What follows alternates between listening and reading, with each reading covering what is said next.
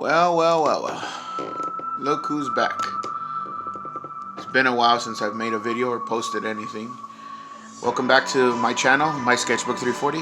And I received this a few days ago in the mail. I know a few people have already done unboxings, but I was waiting for this. It's been a while since we backed this campaign. And I'm pretty excited. I like what I got. I paid, I believe, $40 for this, and I want to say it was $40 with shipping and handling, maybe $50 with shipping and handling. But let's see what all I got in this thing together. I'm gonna go ahead and open it. Ooh. Got a bookmark. Really? Now you don't want to stay open? Obviously, I've already opened the doggone package. It's not that I don't care for unboxings. I just... I'd rather open it and look through it myself. So, some fan service on the bookmark. Fan service. We got some cards. Trading cards of each of the mechs with actual bios in the back, so it's pretty cool. And if Global Frequency Studios sees this, they'll know exactly who I am by which one of these pilots. Oh, maybe it's one of the other ones. They sent me a special extra gift for my name alone. Try not to touch because it'll make the camera shake. We have patches, which would go cool on a, I guess on a jean jacket, but I mean, since they're mechs, it should probably be a bomber jacket if you can get a bomber jacket. We have stickers. Little chibi stickers of all the characters and mechs. So, this is pretty cool. Especially since most mech heads like myself we watch most of our mech stuff is manga based. So it's cool to see like chibi versions of the mechs. And the mech designs, they're fairly simple. That's what I like about them, because mechs, I mean, think about it, like military hardware is usually not very complex in design. It's more designed for mobility or for use than it is for anything else. So looks are hardly ever, which is why I like these mechs, because it's fairly simple. Something like the military wood design. At least I think so. I don't know, you guys from Global Frequency, is this like a token or a chip, poker chip, or is it a challenge coin? Because I mean, everything here has been so military based. I would garner to say it might be a challenge coin, but unless you served, you really don't know what a challenge coin is. Like, I knew a fair amount about the military before I joined years ago, and I didn't even know what a challenge coin was. And of course, we have Hotshot right here and his mech and chibi stuff from Mexicali. His pin.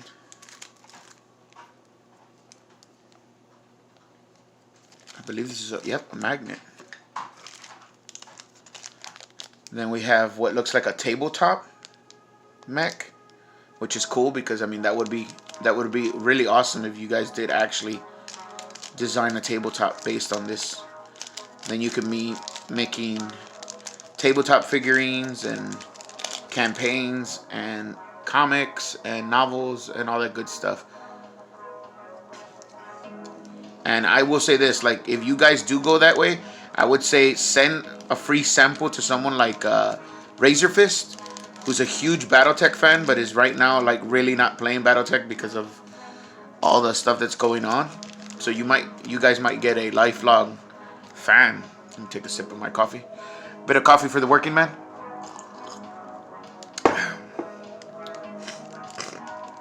I know I've been absent from people's channels and stuff like that for a while. Um, I actually had no internet. That's pretty cool right there. Look at that. I believe this might be Mother's mech. I want to say, because I think Mother is the main character. I haven't read the books yet, but I definitely want to read them. I have skimmed through them because my friend and I were testing all these campaigns out that we purchased or that I purchased, and we're testing them out to see if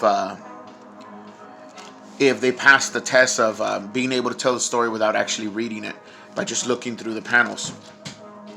Some of them have gotten close, but we've gotten no real takers. This is pretty cool. This is a phone holder, right? Yeah, grip.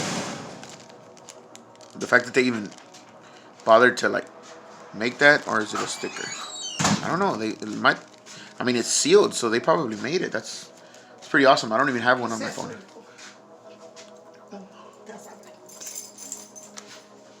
Yeah. Y'all heard my mom's. I take care of her, so she doesn't understand anything about the internet. She didn't know I was recording. So I thought this was pretty cool. Sticker. What we have in here.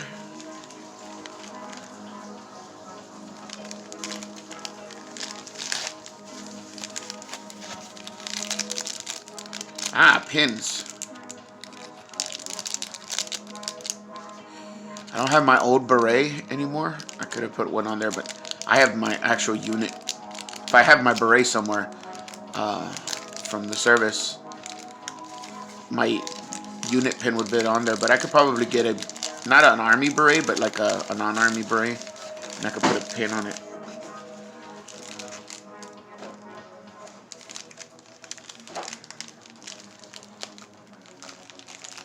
So I thought that was pretty cool.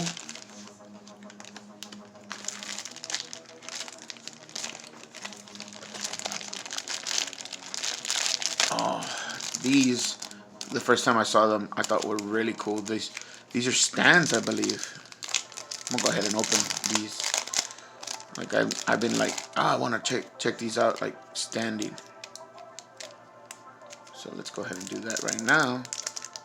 If I could find it. I bought the comic itself, and I got the declassified, or yeah, I think it's called declassified piece that or ash can that comes with it. There we go. Got one of the mechs right there.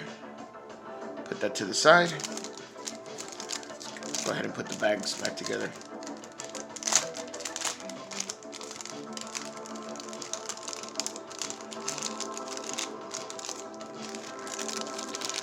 Like, these are knickknacks, and I know I've even been I've even accused of people like putting too many frills in there, you know, and not focusing on the book. But that's because I've actually bought some of those books, read them, and they're like I really wish that more attention went into the book than into the extras. But in all honesty, like, it's really hard to mess up a mech book or a mech story. I mean, so many manga and stuff out there like on it, and so many animes. You can take inspiration from a lot, but you can also create your own world. And if you were a BattleTech fan, I've never read a BattleTech novel. I've never played the game. Well, let me phrase that. I've played Mech Warrior, which is based in the BattleTech universe, if I remember correctly. The tabletop game. I was actually fairly good at that game. Then again, I was in the service at the time, and, you know, in the service they actually teach you when you're getting to a certain rank how to maneuver units and stuff like that, because you got to be useful. So, like, I'm really liking these stands. Like, I have a desk, but I'd have to clear it and clean it so I could keep them on there for a while. Probably gonna have to give my son his Michelangelo pop figure back from the Ninja Turtles, so he could put that on his PC or something. You know what, man?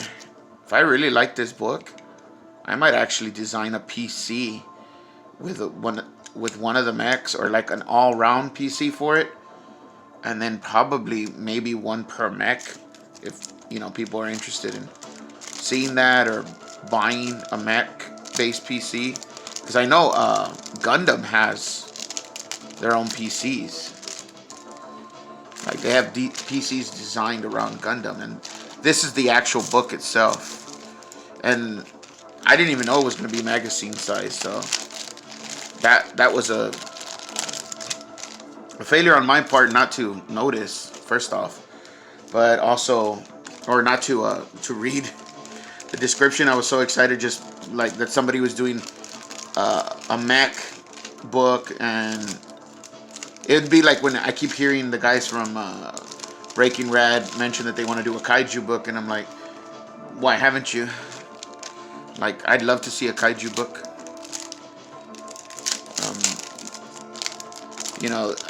Just because I talk a lot of mess doesn't mean that I don't have like certain genres and stuff that I like geek over like a kid. But that's the thing. It's like that's the one thing I do like about crowdfunded books, is like it could be anything. But for some reason, we were getting so much of the same stuff at the beginning. Like, everybody wanted to do compilations. Everybody wanted to do horror and, stuff like that. And I'm like, bro, there's like so much out there that we can do. And there's a few older campaigns that I want to get my hands on. Like, Battle Maiden Knuckle Bomb. I wanted to check that out. I've already gotten the Blood Honey book. And for the most part, the art is great. But I didn't care too much for the book. Not because it's bad, it's just it could have been a lot better. And I only bought the book from his eBay shop, so I believe it was his eBay shop that I got it from. And like I said, I don't have no complaints about his art, or especially not the coloring. My gosh, man, Def Colorist just knocks it out of the park. Like, it's crazy. But there's others now that I got another job that I want to check out. Like, I want to check out Vinny Art's books. Probably his Shadow of the Kraken book. I kind of want to check out Into the Woods because his brother wrote it, and I wanted to see what kind of writer he is. Because other than like the older dudes that from old school CG that I haven't seen in forever, I haven't heard of any other like writers that are just simply writers creating books in a while. And I always feel like it's always the artist doing, the work on these books, and it's like, so I want to check out Vinny's book, and then I want to check out Into the Woods. Unfortunately, I think it's a horror book, and I don't really read horror anymore. But I guess I could try it. Hopefully, Frankie Knows would write something else, because that would be awesome. I think we need more books like Mavrics. More books where you're not going to be a niche audience. In fact, I got Shane Davis's book in the mail a few weeks ago. Here, let me show you that. This book right here, Inglorious Rex. And while I don't think it really passed the test of using the panels just to tell the story, but I will say this: he kept it simple. He kept the story simple. He didn't try to make it too complex. It's basically what's it called? I was gonna say Robot Jocks, but it's not. It's that Hugh Jackman movie with the robots where they fight the robots and you control the robots. It's basically like that, but with monsters. It's like Monster MMA, and it has a simple,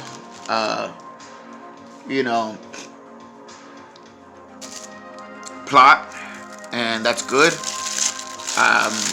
Here's the book itself. Let me show you this first.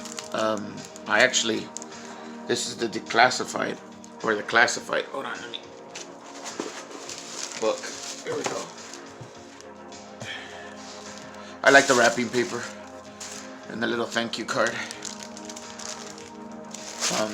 These right here are art prints, and I don't know. I'll be honest with you. I think they were part of the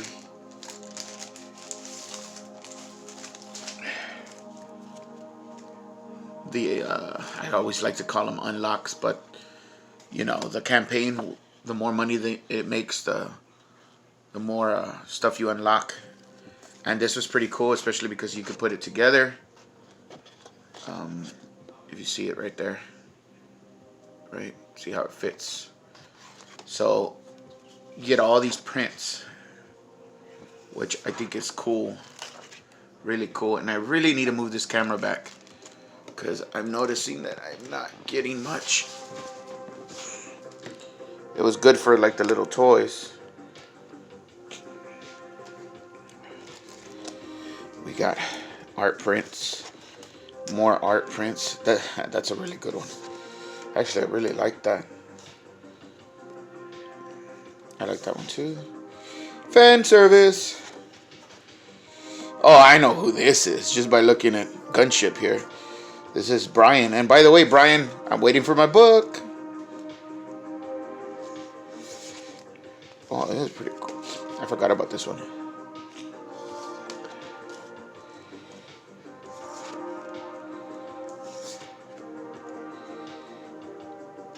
I like the cross hatching on that.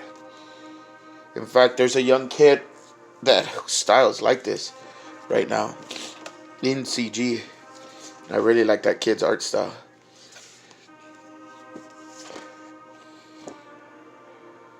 Preston, man. I love Preston's art. Go support Preston the Ace Acevedo. He's a really good artist. I don't know if Dillard did one of these, but I know he did a story in the classified. And where's the dynamic? Oh, here it is. I hope I didn't catch myself in there. I'll check it right now and rewatch it. And right here it actually shows you the entire. In fact, no, there's Brian Shearer, of course.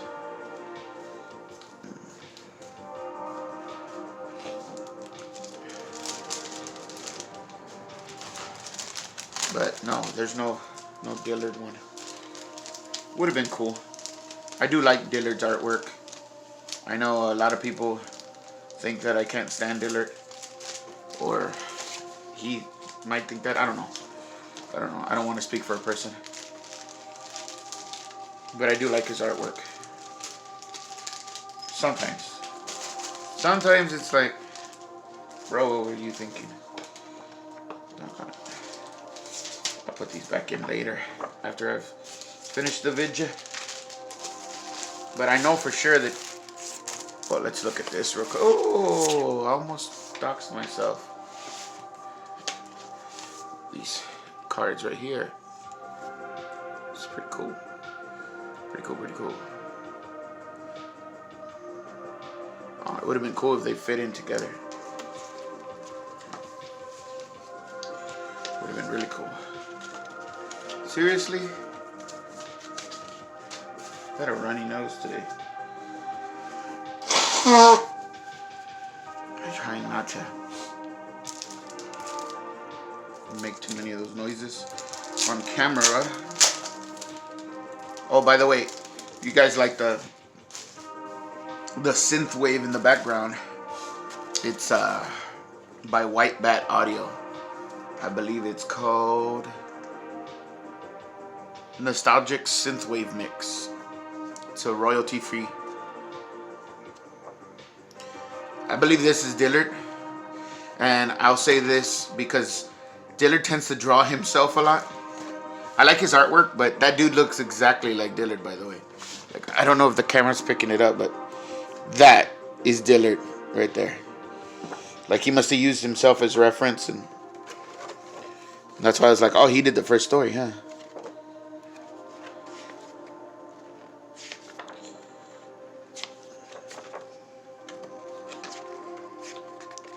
You got I think it's 3 different artists, 3 different stories.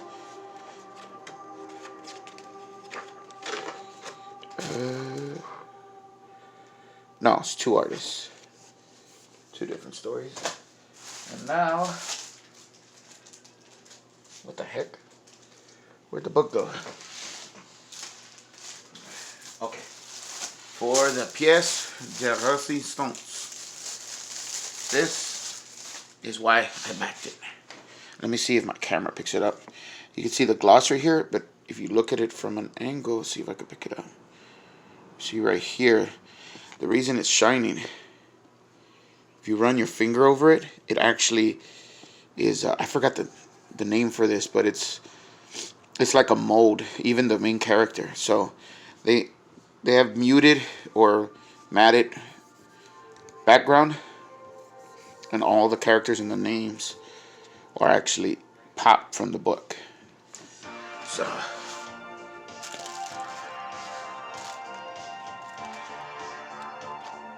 and I need to get time to interview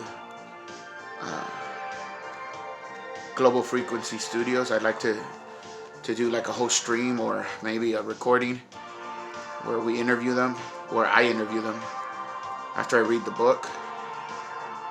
And that would be cool, because I need to know that they want this art sketchy style like this.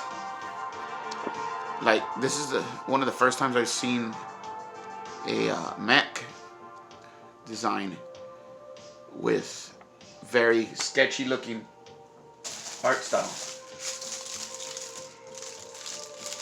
So, and of course, lettered by Eric Weathers. Who else? It's like, at this point, no one.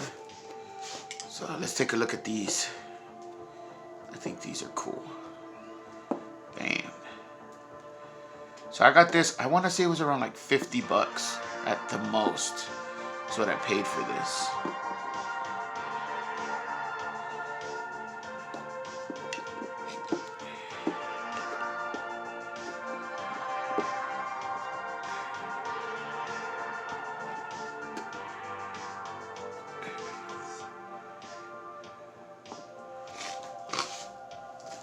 Let me show you these bad boys.